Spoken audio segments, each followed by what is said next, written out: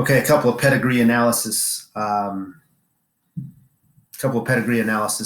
I'm going to do on this video for you. So this is one from your worksheet on the very back of your packet, but it's asking about attached earlobes. All right.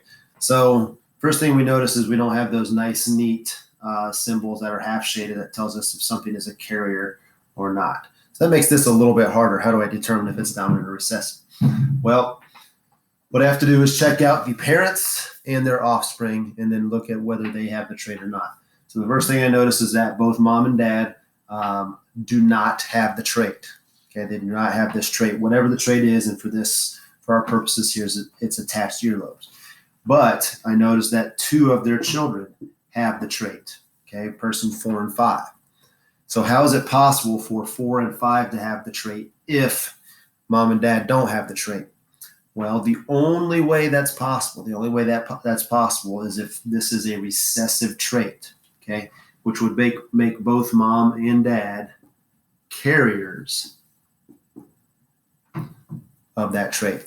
So they could have passed both parents could have passed that small e down to person 4 and 5 or their offspring.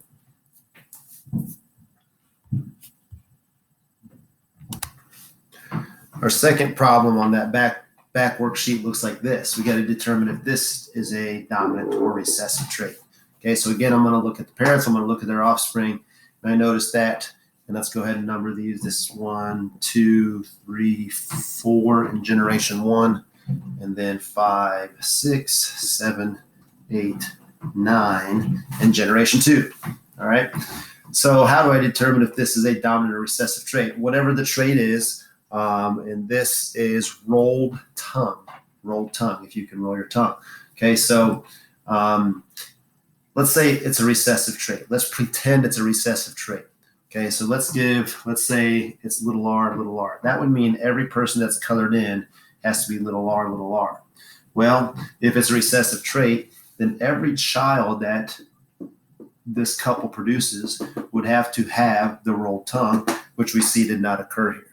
Okay, so that is right there. That's a surefire way to determine, all right, this has to be a dominant trait. Now, what can I determine is the genotype of person 3 and 4, because they produced a child that does not have it. So 3 and 4 have to be big R, little r, big R, little r. Okay. What does that make this person? Anybody who doesn't have it, since we determined it's a recessive trait, is little r. So I can put all these things in here. This person had to get little r from mom, had to get a big R from dad because it's a dominant trait. And same thing here. Although we're not real sure about the genotype here. We'll come back to that in a minute. So that makes, because they produced these these children that don't have the trait, then this will make him big R, little r. So back to person 8. Do I know if it's homozygous or heterozygous yet?